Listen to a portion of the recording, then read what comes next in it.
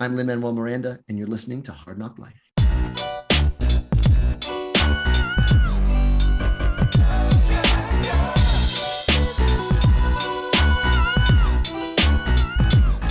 Well, it's the NOC in full color. You see me? The Hard NOC Life. Comics, movies, and Hi there, TV. welcome to Hard NOC Life. I'm Dominic I'm Brittany Monet. Hi, Brittany. Today we're going to do a special sort of episode for Nerds of Color. Today is going to be Hailee Steinfeld Appreciation Day for several reasons, because it turns out, it was her birthday on December 11th, on the weekend when we're recording. So wishing her an excellent birthday. Also, episode 4 of Hawkeye came out, and she's also the lead in Dickinson, the Apple TV series, which is ongoing. So it was always going to be a big Hailee Steinfeld month in terms of our holiday TV viewing, which I think is appropriate because I think she's one of my favorite celebrities, actors, and all-around artists. And I will say right off the bat, just because it is Nerds of Color, that Hailee Steinfeld is a person of mixed race heritage.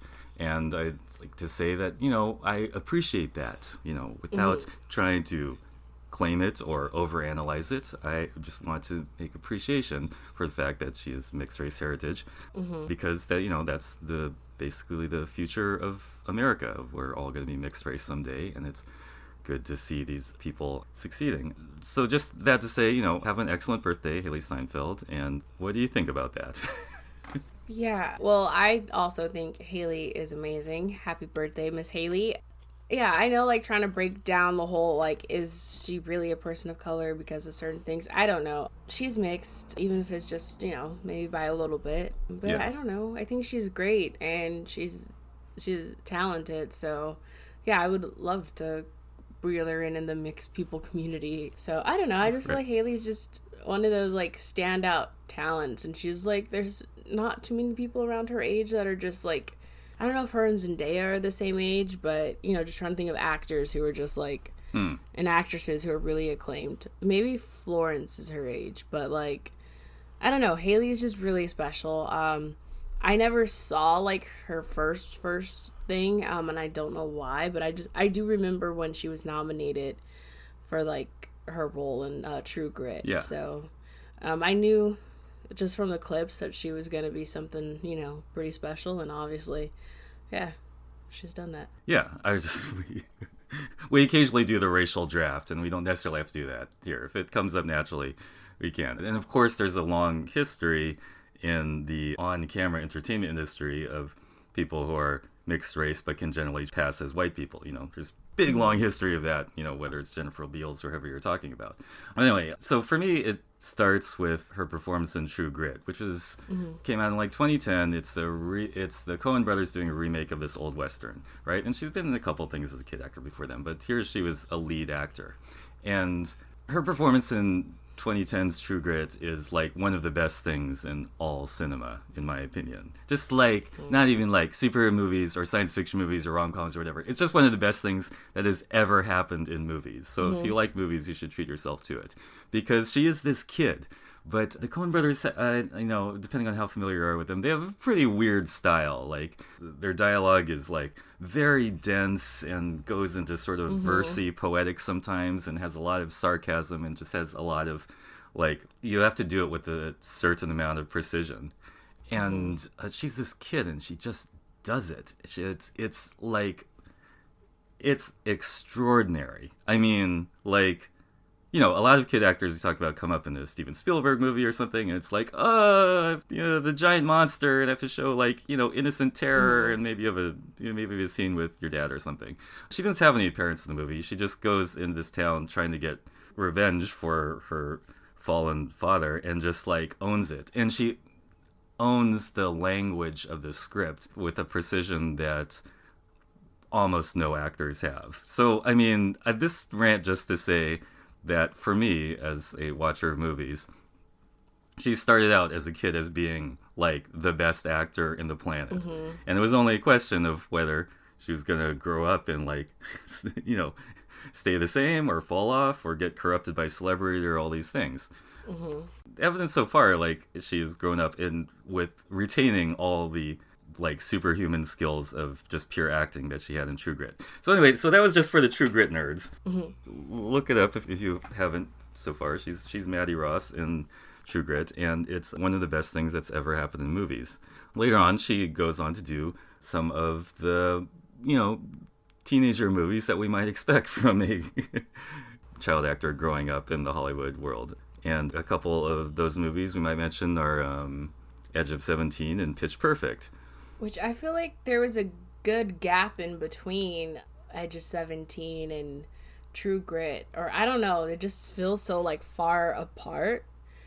I'm pretty sure you're right. I mean, I'm pretty sure like she went to real school and grew up to be like at least 18 or something like that. Yeah, because there does feel like there was like a good significant gap in between True Grit and the Edge of 17. Because I have seen Edge of 17 and I think I've seen the first two Pitch Perfect movies. I don't remember if I saw the third one.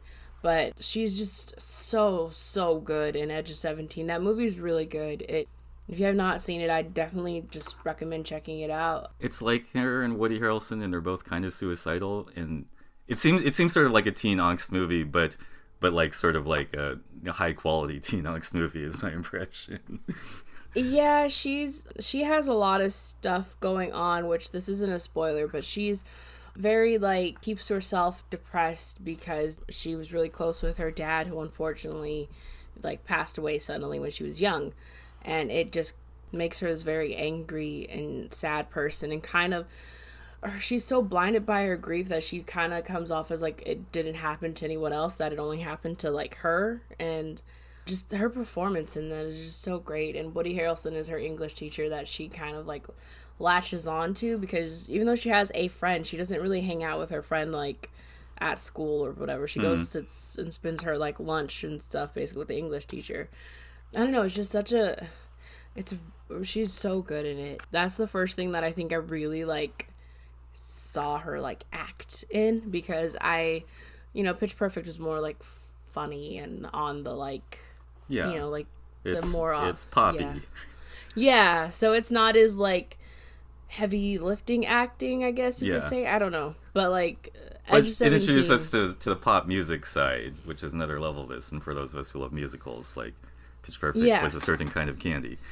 Yeah, which I do like the Pitch Perfect movie, though, at least the first two. I'm not trying to like diss that series. I'm just saying in terms of like the acting that she has to do for, Edge of 17 and Pitch Perfect are very different, and she's really, really good in Edge of 17. Like, I highly recommend it if you haven't seen it, because I think it's one of the better films that are geared towards teenagers. Yeah.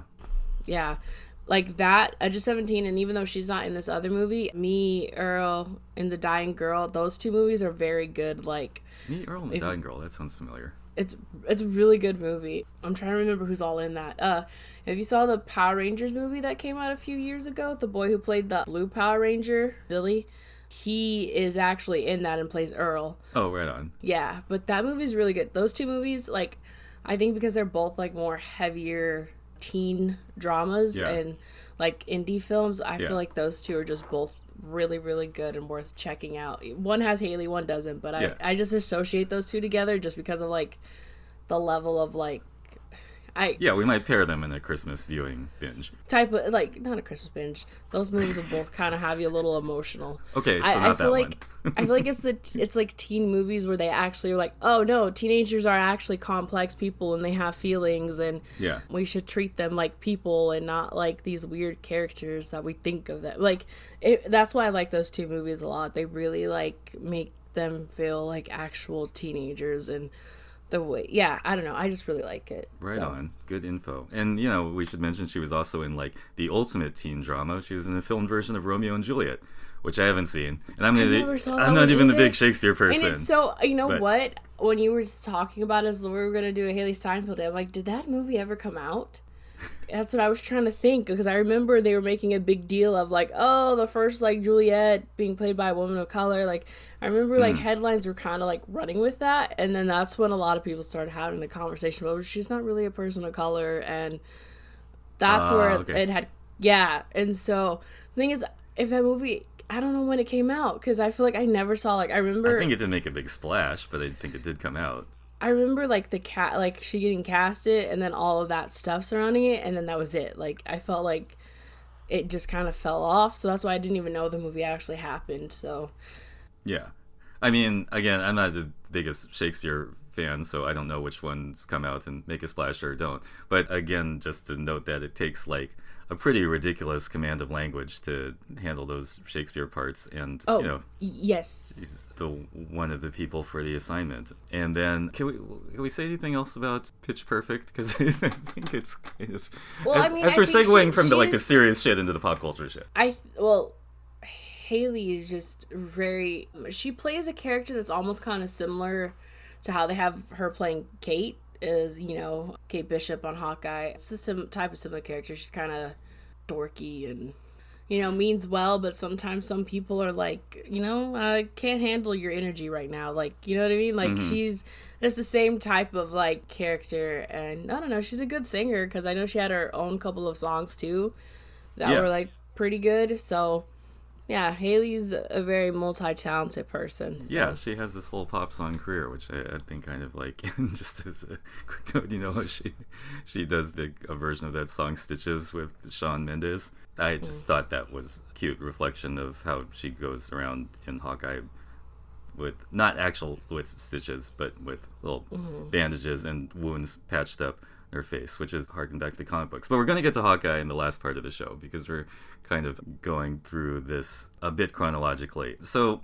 then I think we get to this important thing where she starts being in the really big genre, super blockbuster science fiction movies. And for me, she was in Ender's Game, but that didn't make like a big impression. But for me, it starts when she takes on the lead role in Bumblebee, which was this sort of soft reboot of the Transformers movie franchise. And for me, she saved the Transformers movies from themselves. I mean, I don't know exactly where your opinion is on all the Transformers movies before Bumblebee. I think the Transformers movies are kind of amazingly terrible.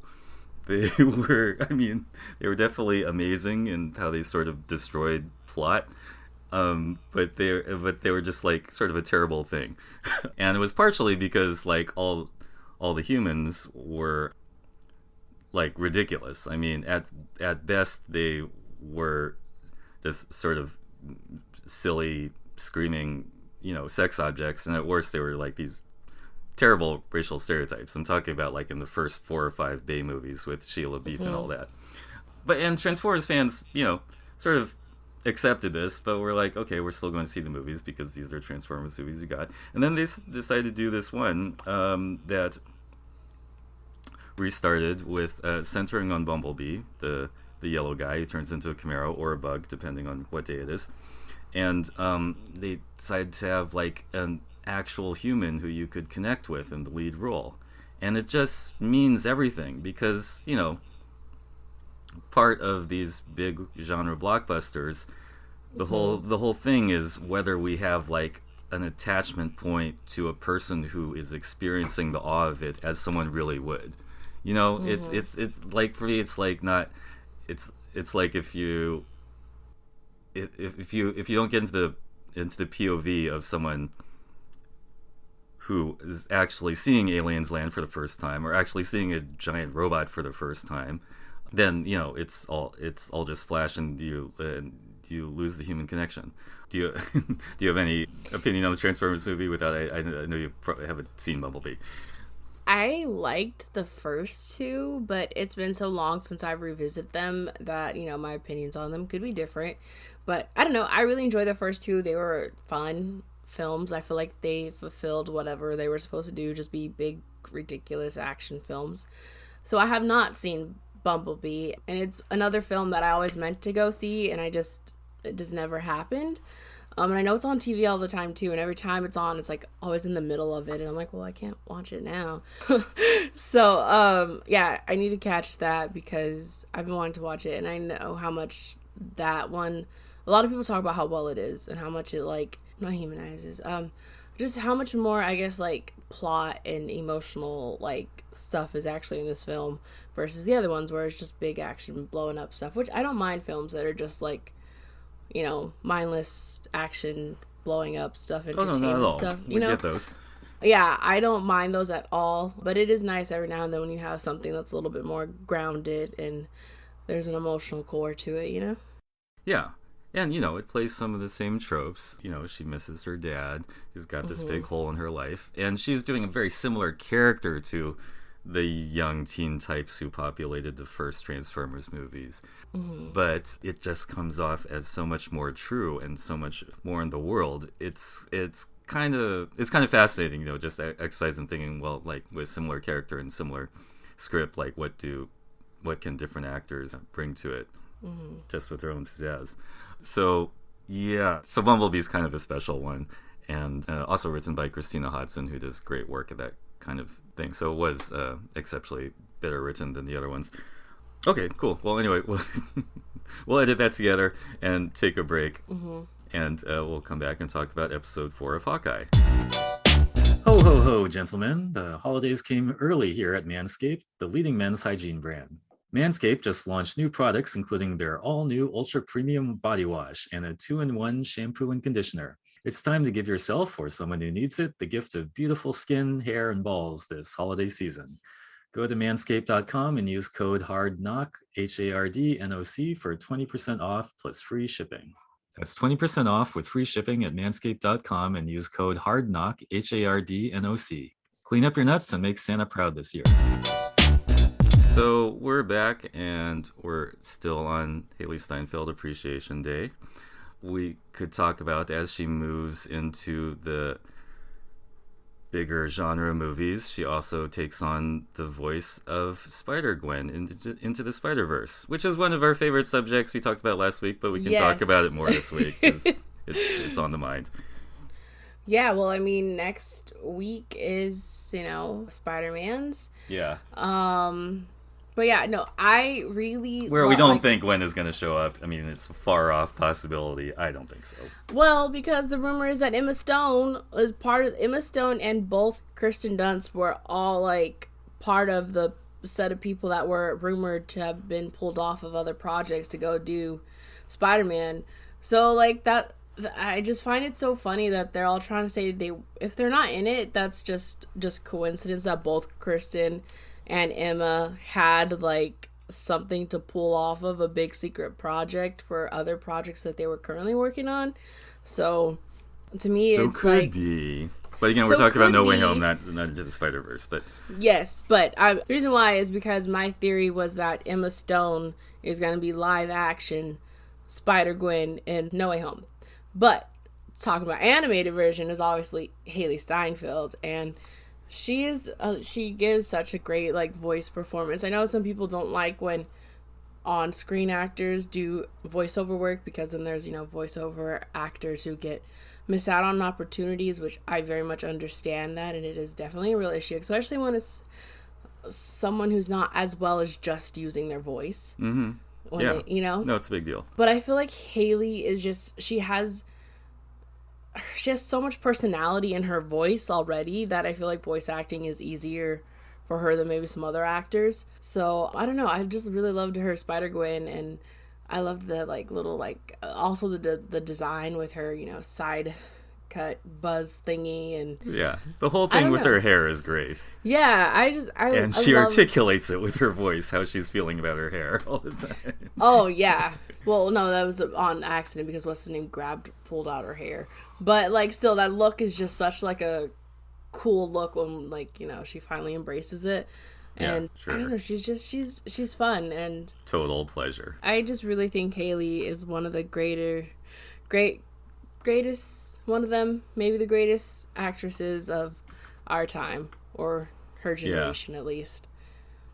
Yeah, and in that case, part of a great ensemble of voice acting work. I mean, just to tangent on Into the Spider-Verse again for a second, I was thinking how we're approaching a time pretty soon when there are only going to be a few movies that the people who are sick of Marvel movies are still into. I'm sorry to say, I mean, I'm not talking about there's some good Marvel movies and some aren't. I mean, there are a bunch of people who are totally not converted and are just gonna have a natural reaction against this onslaught of Marvel movies, and have weird conversations with us who are the converted. But I think when that all gets sorted out, I feel like Into the Spider-Verse will still be this beautiful movie that you can tell basically anyone in town to try to get into. Yeah, I feel like because, like I said last time, that the reason why that one works the best out of all the Spider-Man movies is because they can do things in full animation and make it look great and wonderful, versus when you have to like animate a certain action sequence and then also make it be live action at the same time and make it look as realistic as possible. Because sometimes yes, CGI technology is so much better than it used to be and all of that, but like, there is still definitely like sometimes, maybe I think also the problem is that they try to push out the movie so fast that sometimes they don't have enough time to fully like make it look as great as it can. Yeah. I feel like that's part of the reason. Instead of like being like, hey, let's actually try to get this movie looking as great and wonderful as possible and take as much time as we need, versus like, no, they got to be out like this. That I feel like that's when, it doesn't always look the best. So that's why I think Spider-Verse looks the best, because it's animated and it looks closest to the comics. You don't have to be like, it doesn't look, you're not sitting there going like, oh, well, you can tell that's not real. You know what I mean? Yeah, totally. You're not doing that because it's all animated, and I feel like it allows people more to leave their, release their what do you call it? Suspension of belief. Suspension of disbelief. Yeah. There you go. That word. Yeah. They're more like letting it happen and live in the world and experiencing it. So that's why animated movies, I think in general, sometimes do better. And one, you can take more kids to animated movies, are more likely to pay attention. But, and work for voice actors, voice specializing actors. Yeah. And you can do it at home, not necessarily having COVID unsafe filming sets, but that's a whole other story. Okay, so great performance in that one. Again, good job, Hailee Steinfeld. And they'll take us to the latest episode of Hawkeye. And like now we're like 4 episodes in Hawkeye. I think there's a lot of levels that we can unpack and discuss. So let's get into some of those. What did you think about the episode 4 of Hawkeye that came out just now? It's another banger. Like, I have really, like, I really do feel like Hawkeye and Loki right now are the forefront for me so far. They've just been solid all the way through. I know there's 2 more episodes left of Hawkeye, but it's so good. And I think the reason why I like it too a lot is because I'm surprised how much I am genuinely enjoying Jeremy Renner in the show. His little pug face. I love it all the time. I knew Hailee was going to be a highlight of the show just because I was like, yeah, I actually like Hailee, so I'm looking forward to it. She's perfectly cast as Kate. This is going to be great. Just in terms of her. And then I knew Florence was going to show up, which she is one of my favorite actresses. And so I was really looking forward to just the show in general. But yeah, I just think this show is one of the best shows. It's done so well. The stakes are high in the sense that it's so personal and small that they have a bigger impact when it's something more concrete and like a little, if that makes sense. Yeah, I thought it was particularly well done in the scene that Clint has with Kate's mom in this episode. It's very plain. Ooh. They play pretty straight, but you really feel the weight of all of that. Did you lose your best friend doing this? Well, I can't lose my daughter. Mm-hmm. Yeah. Oh yeah, that was a really good scene. I definitely feel like Kate's mom is not a good person. Yeah, I don't know if she was in the comics or not. So I mean, that's an interesting thing to bring up because our tendency is to think that everyone has a secret story or secret identity in the Marvel Universe shows, because I mean they're just all like that. They're so every character has this secret. But I was thinking of what if she was just a mom? And I mean, the role she plays in this situation. It could be, and I wouldn't be disappointed if she ends up being just her mom and there's no nefarious reasons that whatever. I'll be fine with it. But I definitely think that for sure the other dude, Jack, is like, he's definitely a bad guy. Oh yeah, he's actually the swordsman or something. Yeah, he's definitely like a bad guy, even if like Kate's mom isn't. But I just feel like she is. But no, it probably is that she has some surprise coming. But I was thinking, and again, she's a rich mom, not just a normal mom. The rich part is a big part of the story. But just as, you know, a character in the whole superhero story, it's kind of interesting to have a person who might just be giving the mom's real perspective, which is just that, keep my kid out of this. I mean, this all looks flashy and exciting and cool costumes, and golly, you get to fight aliens or not. And in the real world, some mom is going, yeah, that all is cool, but keep my kid the fuck out of that, okay? Yeah, or I'll kill you. No, I think her reaction to that is very like, yes, of course, you know, a mom is gonna have that reaction to her child, assuming she's a good mom. Because if you're not a good mom, you're not gonna care. Yeah, I mean, moms are not perfect. They fuck up. They make good and bad choices. But like that instinct is a really powerful, dramatic thing. Yeah, but I can't. I feel like there was a scene after he left that she was doing something that made me. I don't know if maybe I'm imagining it, because I haven't been able to rewatch episode 3 and 4 for a second time yet. But yeah, I feel like I just keep feeling like she's definitely not she's up to something. And I thought there was a moment where they showed something, but I could be wrong. Oh yeah, no, I could be just like in my head filling in stuff that's not there. No shit. I'm with you. I mean, she definitely has a little evil plan side eye going on, something. But I think that should interact nicely with her natural mom instincts, which are part of the thing that's going on. And of course, the kid wants to rebel, and we as an audience are all rooting for, you know, another superhero to emerge. But it's great to have that conflict, especially in, like, for example, in the bit where they're fighting on the roof, and Hawkeye basically tries to kick her out of the fight. Right? He has this perilous moment when she falls off the roof, and he recalls losing Natasha in similar circumstances, and he's basically like, get out of here. And then she superhumanly like runs up 5 flights of stairs and gets back in the fight like 2 seconds later. But anyway. Yeah, but I still think he kind of tells her, like, at the end of it, like, we're done. It got too real for me. You got to go.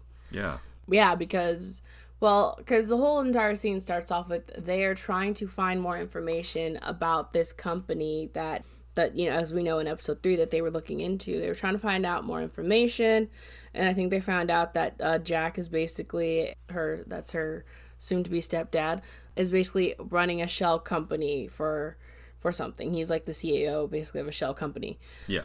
And so they're gonna try and go and find more info, and they get led to an apartment building, which they break in, and then it ends up being an apartment building that belongs to Maya, or Echo, as you will. And basically, that's when the fight ensues, and I loved the way they did this when they were fighting, and Clint was telling her, hey, you gotta go, Maya's here. And she's like, what do you mean, Maya's with me? And for a second, I thought I was like, oh, don't tell me they're bringing, like, secret invasion stuff into this now. Like, oh yeah, you know no, what I mean? I thought that too. I thought she was like and I was like, I was gonna be doppelganger, clone generator or something. Yeah, I was gonna be a little disappointed, not because I don't want to see secret invasion, but I'm really just enjoying that this Hawkeye story is, you know, like we talked about, like, just more personal and not a big grand scheme world of, like, as world affecting as some of the other stuff. So I was just like, oh great, this is not gonna be. I was like, I'm gonna be upset now. I was enjoying. No, I did too, because I don't even know Echo, and I thought, oh, is that her superpower? The second that she makes clones of herself or something, maybe. Okay, but that might be too wild. But what did happen? But yeah, what ended up happening was it's actually Yelena up on the roof which we find out as the scene dressed progresses. like Spider-Man Noir, but it's cool. Yes, that's what I was thinking too. Or Night Monkey. Is that what they call him in Far From Home? That's what they call him in Far From Home. Night Monkey. Very, very slimmer outfit. Maybe the Black Widow people like stole that outfit from S.H.I.E.L.D. like in a garage sale or something. Maybe. But anyway, similar. Anyway, but yes. But yeah, so for a little bit it's a fight in the apartment, and then the fight on top of the roof, and then eventually it all ends up on top of the roof where basically Hawkeyes are trying to fight against Echo and Yelena. And yeah, it gets really intense, like you said. And basically when he realizes who Yelena is, he basically is when he tells Kate that this is it, you gotta go, this is too real for me, you can't be involved in this anymore.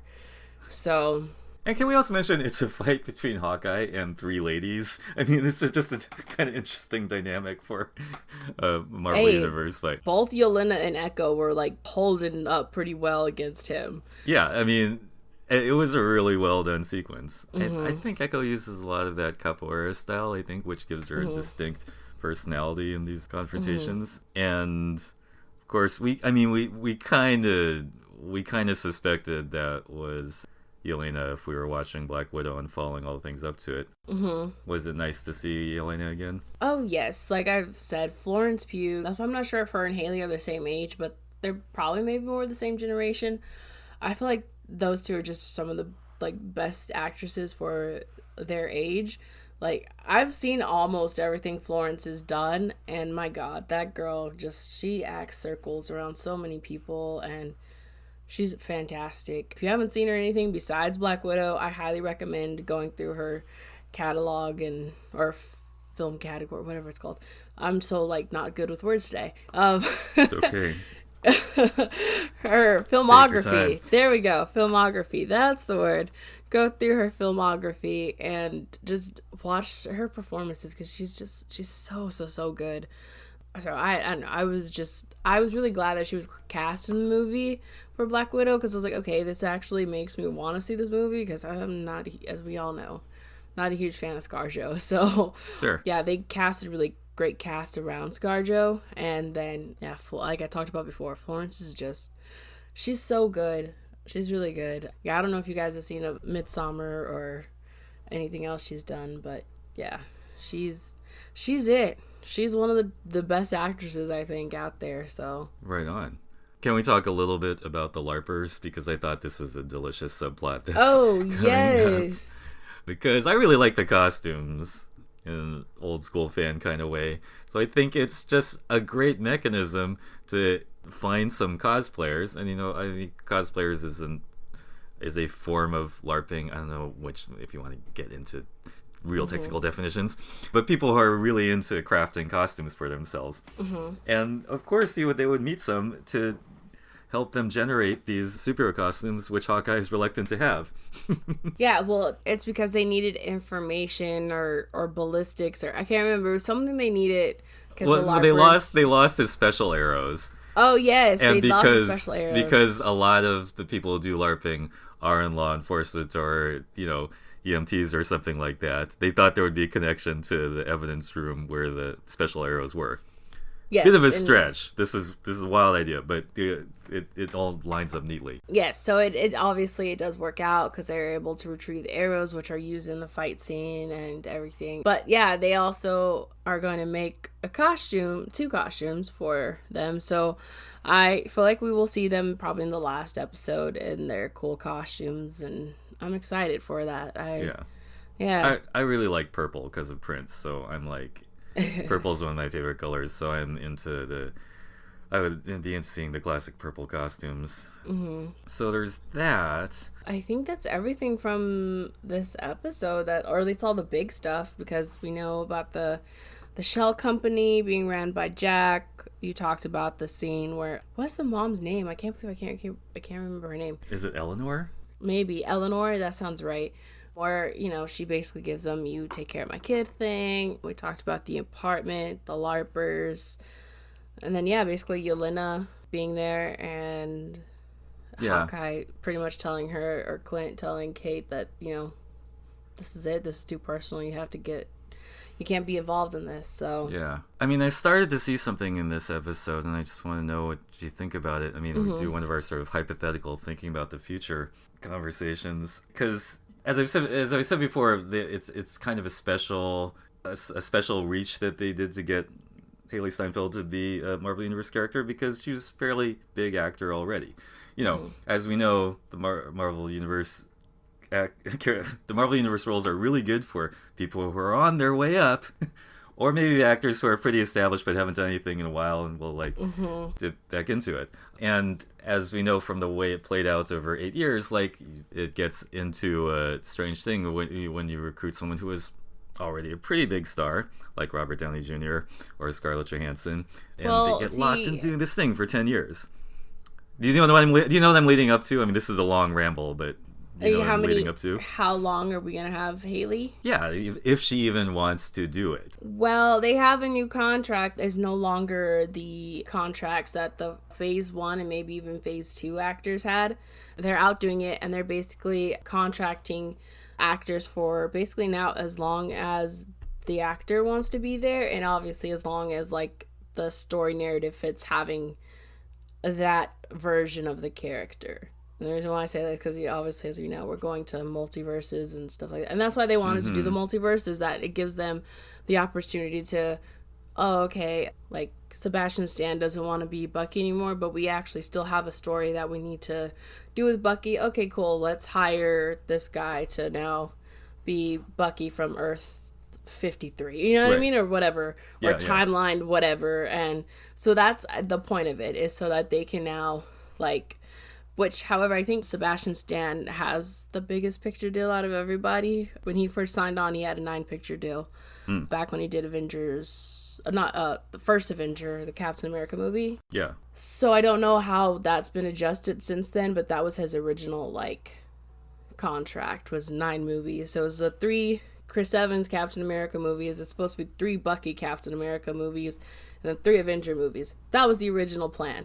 But it's obviously shifted because now Captain America, he's not Captain America, but it's, you know, Anthony Mackie. So he's probably going to be a part of those, but I don't know how many Captain America movies we will get going forward. But let's say they have adjusted and added some flexibility for this long-term plan.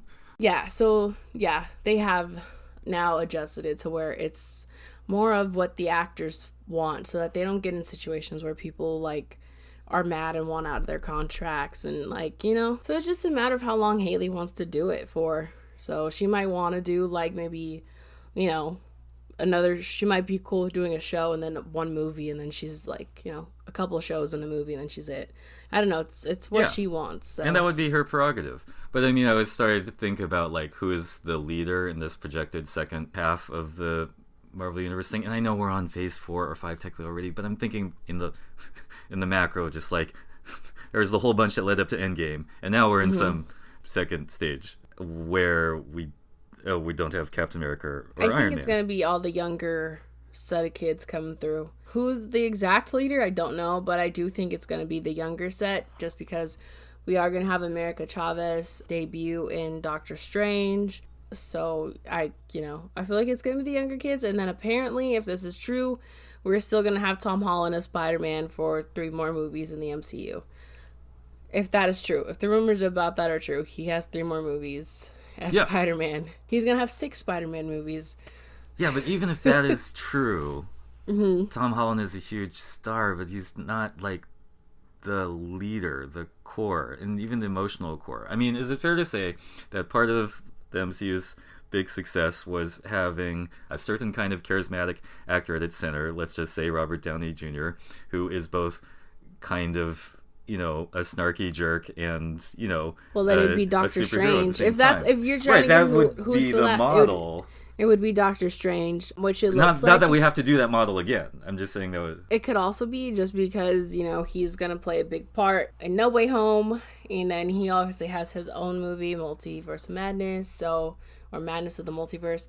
So it could be Doctor Strange, or it could be Captain Marvel. If you're looking for more of the, like, adult characters, it could be one of those two. It probably could have been, you know, Black Panther, but I don't know what's going on with Black Panther. And, you know, Shuri or Letitia Wright might be out of the MCU. Oh, because she just refuses to get vaccinated. Yeah, isn't that wild?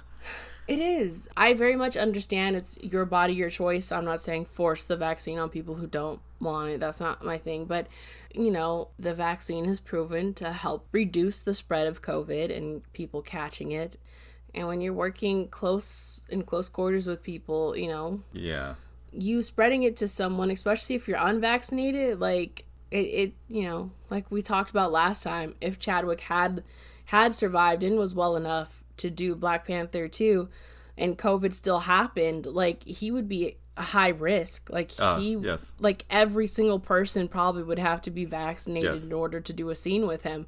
Like I don't think people understand that. Like he could have been fine, and then like he could have got COVID, and let's say he got COVID from Letitia, that could have really affected him. And I don't know, people don't know this, but Brie Larson has asthma, so if she's on set with someone who isn't vaccinated and she catches COVID, even if she herself is vaccinated, it could still be pretty bad. She might not maybe die, but it could be still pretty bad. So Yeah. there's tons of actors who have a lot of like medical conditions that they don't talk about. Even something as simple as asthma, you might think like, oh well, that's not that big of a deal, but with COVID and it being a respiratory thing, and then people who have asthma, that's a respiratory thing, like it could be a deadly combination. So Yeah, the vaccine works, folks. In the real world, it works. So be conscious about the people you're around yes. and people you're working with. But yeah, that's interesting. So do we think those news stories about World of Wakanda being delayed for various reasons, perhaps for negotiating this vaccination problem with one of their stars? I don't know. I'm just saying that's one reading of them. I feel like it because, well, one, she hurt herself, and so she was obviously going to be the center of this movie, because you don't stop production if an actor hurts themselves, if they're not like a part of the main plot, like the main plot. If you can work around it and be like, okay, we can add all their scenes in at the end of filming or something like that, so when they're better. Yeah, but if they have to halt production for an injury, it's usually because you're too important and they can't work around not filming your scenes right away. So that means she was definitely gonna, I don't know if she was gonna take up the mantle, but she was definitely the main focus. And now, like, they're trying to get the mandate, and I don't know. I just feel like it makes me sad because it's just like there's so many other Black girls who would have loved to have been Shuri and do what you're doing and are vaccinated and are just as talented or maybe even more talented than Letitia, and they're not going to get that opportunity until, and then I would hate to also like be recasted and have to deal with all the like the drama surrounding that. Like, I don't know. I just, Yeah, it is very sticky. A lot of levels going on there. It is, because I think also because I even though I wish people would be more inclined to get vaccinated, I'm not going to like, tell someone else to do something with their body that they don't want to do. Because I feel like that's hypocritical of me, of being like, well, just because I'm like, pro-choice stuff, like, abortion and stuff. We tell, you know what I mean? Like, yeah, I feel like it's the same thing. Like, it's not my body. I can't tell someone to keep a baby or not, that I'm not going to raise or, but Right. You know what I mean? Like, that's how I feel about the situation.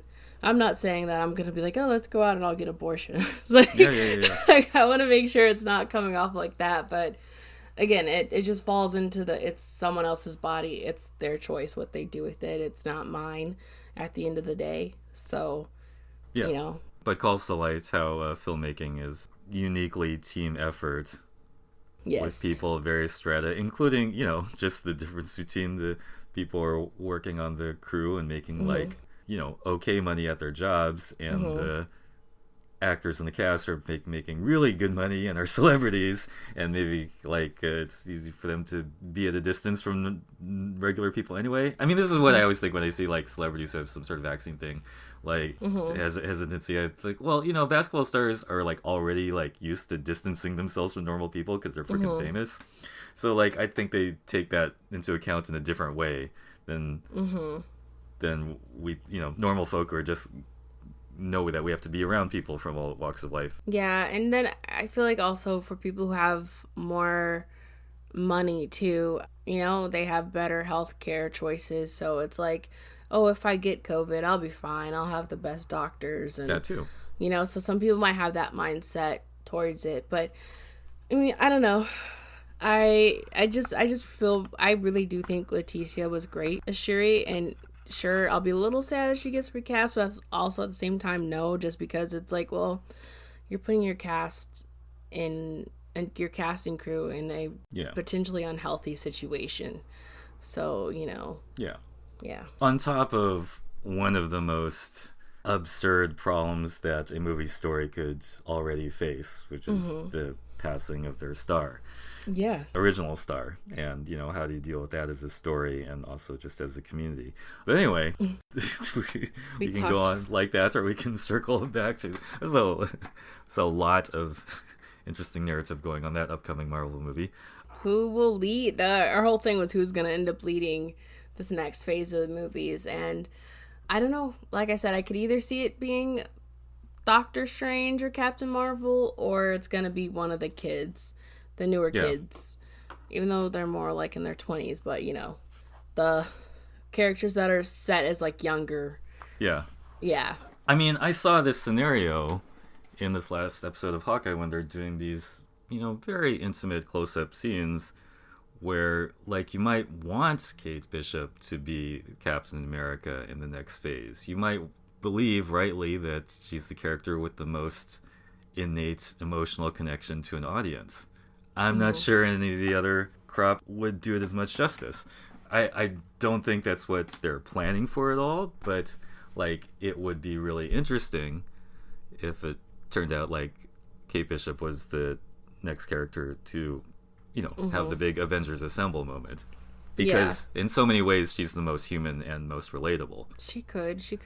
And she's also a little bit like Batman. Like, let's real like she's rich and physically trained, and that's like a Batman thing. So I'm wondering about that. And then that plays into, well, like, how many movies are you going to get her to sign up for, which is an open question. Yeah, because right now we just know she's only in Hawkeye, so I guess we'll see where she ends up. Yeah, right on. Did you have any nerd popping thing you want to talk about? I actually do. So, because of a certain very small cameo in episode 3 of Hawkeye, Vincent D'Onofrio as Kingpin, I decided, Brittany, you should actually go and finish season 3 of Daredevil. So I've been watching season 3 of Daredevil. I really like Daredevil season 3. And yes, oh my god, it's so good. I don't know. I think I was so hesitant to start it because I knew that was it for Daredevil. And Daredevil is my favorite out of the, Netflix MCU shows. So I was very like, I don't want it to end. I don't want it to be over. So yeah, with seeing Kingpin pop up for that 2 seconds or whatever, I was like, let me watch this. That was definitely his laugh. Just like watching, Daredevil. I'm like, yeah, that was him for sure. That was Vincent D'Onofrio. Did you watch Bullseye's origin story? Yeah, I'm fucked up, like, right? Oh, so messed up. I'm on episode, like, I think I just finished episode 9 or just finished episode 10. I just watched the one with where they finally actually go into what happened with Karen's past. Yes, Karen also has a solo story. Yeah, which I don't know how to say it. Like, I feel like Deborah is a really great actress, but I don't like Karen. If that makes sense. You don't have to like Karen. She's a hot mess. That's part of the thing. And I don't even think, I don't know if you have to like her. I don't know what it is about her. She just gives me these like icky vibes. Like, the character gives me icky vibes. But I've seen Deborah like in a couple other things, and I'm like, okay, she's cool. But I don't know what it is about her as Karen that I'm like, I don't like Karen.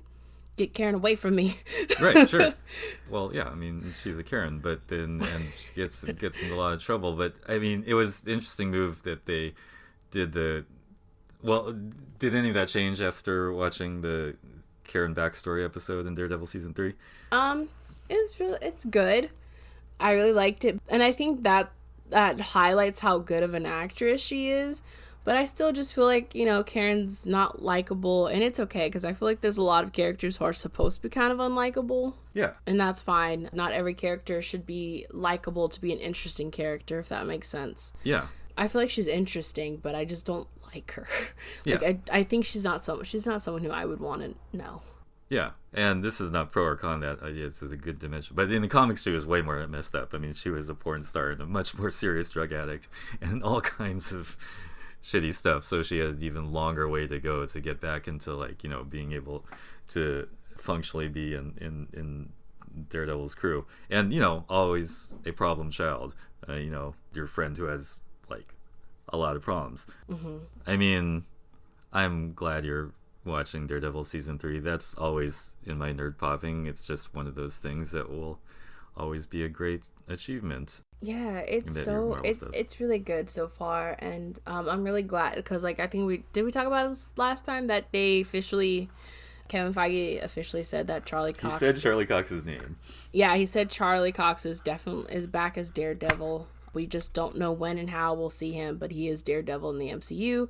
So I'm pretty sure they're gonna soft reboot it, kind of, where it's like the same actors, but it's just maybe some circumstances are different, or whatever. But yeah, I don't know. Like, they could do another, like, Spider-Man just Elide the Origin thing and just have him show up, which I personally really liked about the way they introduced Tom Holland Spider-Man in Civil War. Yeah, so I'm sure we're gonna be getting some more Daredevil stuff. Apparently he's in No Way Home. At least Daredevil is. We'll see. But I would really love to see Tom Holland and Vincent D'Onofrio go up against each other. Like I know he's gonna beat up my baby, but I want to see it. It's a formidable idea. Yeah, it just brings out this sort of, like, cute little bunny aspect of Tom Holland and being protective of that, which I think is weird, but I think that's hopefully that's a side we'll see explored in No Way Home. And okay, so did you have anything nerd poppin'? No, I just wanted to chat about Daredevil with you a little bit because that's always brings a warm fuzzy to my heart. Yeah, so Brittany, how can people find you on the internet? You can find me on Twitter and whatnot at Hi Brittany Monet. I actually just joined TikTok. I don't know how often I'll be posting videos, but I'm reusing my MySpace name. If y'all were friends with me on MySpace back in the day, I used to be Brittany Bear Kitten. So wait, can you say that again for clarity? Brittany Bear Kitten. So BARAKITTEN. Wait, is it Bear Kitten in the sense of Bertha Kitten? Or no, so this is a really funny story. So the guitarist of All Time Low, his last name is Jack Bearcat. Oh, okay. And it's actually like Jack Bearcat. Like, that's his last name. He's like Arabic or something like that. So as like a joke during like when, being emo and everything was very in, which I'm always emo. I've never grown out of that phase. I used to be on MySpace as Brittany Bear Kitten. Okay. And you're reclaiming this name now for what purpose? Just because I thought it would be a good TikTok handle. Oh, okay, cool. All right. So that's my TikTok handle. All right, good. If anyone wants to follow me on TikTok, I haven't posted anything too crazy or funny yet, so don't worry. I'm not like a comedic genius or anything like that. At least not yet. But yeah, we'll get to it. And then I have my, obviously, my other podcast that I do is the Naomi Podcast, which you can follow us on Twitter at Naomi Podcast. And yeah, we just recorded episode 2 where we're going over the chapters 4 through 6 of the first book of Naomi, which they call it seasons for some reason instead of like, book 1. So sure. Pretty sure it's going to be a TV show. Yeah. So basically season 1 of the comic book of Naomi, we split it since it's just 6 parts. We did like the first episode where we're going through chapters 1 through 3. And then now we did 4 through 6. So yeah, if you guys remember Nate, who is on here, he is my co-host. Yeah, right on. Yeah. I'm Dominic Ma. You can find me at Domma, DOMMH, on Instagram or Twitter. And we are doing the podcast for the Nerds of Color.org, which has a blog at nerdsofcolor.org, and also various podcasts, including Hard NOC Life, and also a YouTube channel and a Twitch channel. We cover all sorts of nerdy things in the film and TV entertainment world. And yeah, so just in closing, again, we'll say happy birthday to Hailee Steinfeld. You do excellent work, and I hope you get a transforming robot for your birthday, just like happened in Bumblebee. We love you, Hailee. Right on. This is the Hard NOC Life, but not the chicken kind, more like the people